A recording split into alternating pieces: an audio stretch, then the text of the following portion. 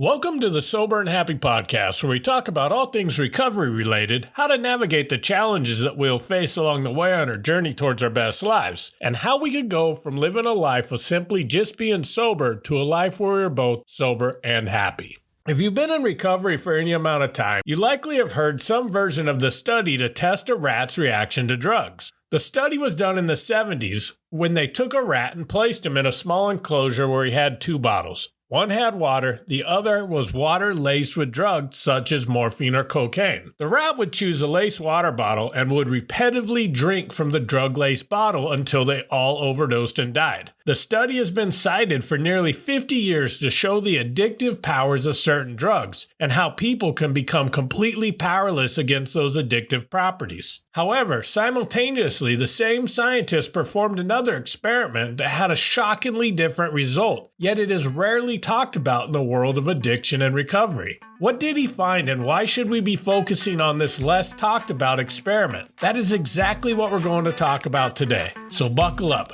This is going to be a great episode.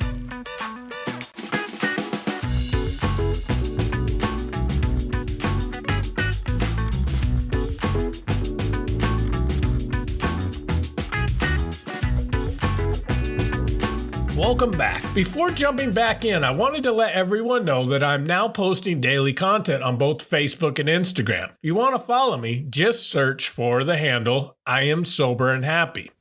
Now back to the story. The scientists doing this study wanted to know whether addiction was purely physical or whether the environment played a larger role. So he placed a second group of rats in a larger environment called Rat Park. He made Rat Park an absolute rat dream. They had lots of room to socialize and play. There were toys that would provide entertainment and stimulate their minds. And there were also lady rats too. Like the first group, they had access to the two water bottles with one containing the drug-laced water. Interestingly, the rats in Rat Park showed minimal interest in the drug-laced water. They would occasionally sample it, but they never became addicted. Not one time did they have an overdose in Rat Park. They could even take an addicted rat out of the smaller enclosure and put him in Rat Park, and he would soon choose the pure water over the drug-laced water. In a better environment, he chose to live instead of use drugs. Every single time.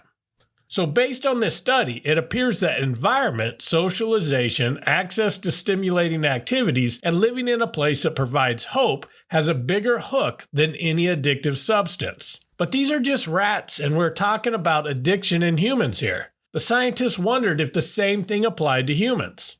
During the time of this study, the Vietnam War was going on.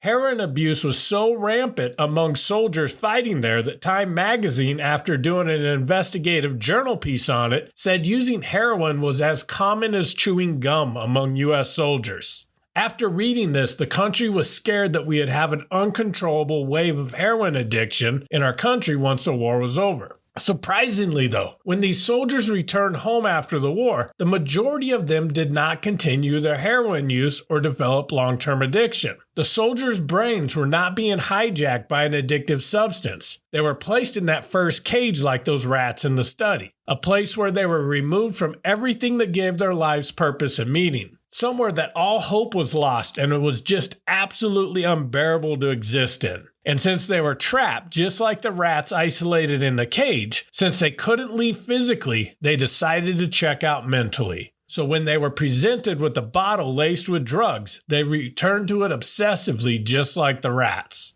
But once the soldiers came home, the ones that returned to a meaningful life that provided them with fulfillment had little trouble quitting the drugs they used so much when they were at war. So it seems like they had a great idea of causes of addiction back in the 70s. So why have most people heard of only the first study of rats getting addicted and dying and not the second one?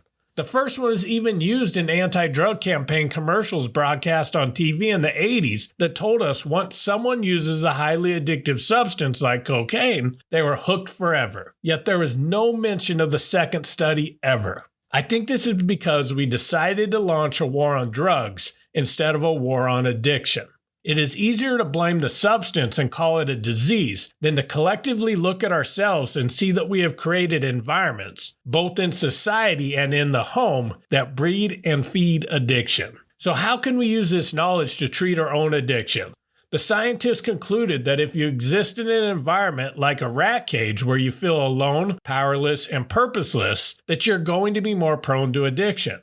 However, if you're in an environment like Rat Park where it is safe and happy and you have lots of healthy bonds and pleasurable things to do, you will not be as vulnerable to addiction. I first learned about this study while reading a book by Johann Hari called Chasing the Scream. I read it at a point where although I was sober, I was not happy with my life. I had been going to AA for over 5 years and felt that I simply stepped out of a cage where my life was controlled by drinking into another cage where my life was controlled by not drinking. The one day at a time thinking felt like Groundhog Day to me, and waking up every day with the goal of simply not drinking felt a lot like the first cage minus the bottle filled with morphine. I wondered, what would my Rat Park look like? Could I build a life so amazing that even if I had a constant exposure to a substance I was once addicted to, I would have no desire to even touch it?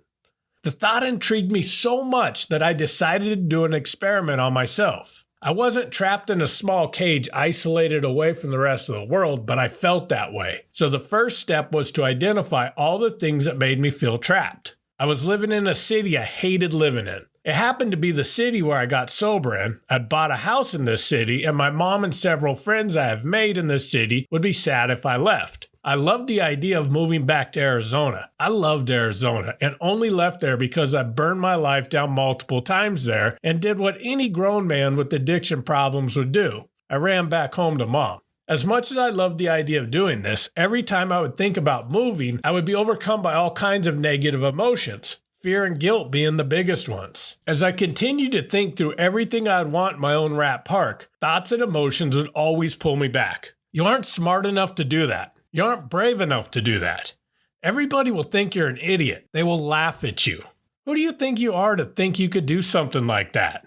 As each dream got shot down one by my own thoughts, I realized that the cage I was stuck in was my own mind. A lifetime full of doubts, resentments, trauma, judgment, failures, and fears is what held me back. That is what drove me to addiction, and that is what was holding me back in my recovery. I needed to break free, but how? I gave myself permission to fantasize. Anytime the lottery would hit historical amounts, I would buy a ticket and imagine everything I would do with the money. I realized that my mind never jumped in and reminded me of the astronomical odds against winning the lottery like it did when I would think of dreams that were actually more realistic. So I tricked my brain and I said I'm imagining a fantasy land called Rat Park.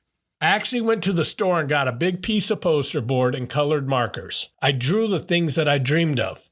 Things like living back in Arizona, traveling the country in a motorhome every summer, writing my own book, having a healthy and happy romantic relationship, and living a life for me. I didn't stop with just the outside things that I wanted to accomplish.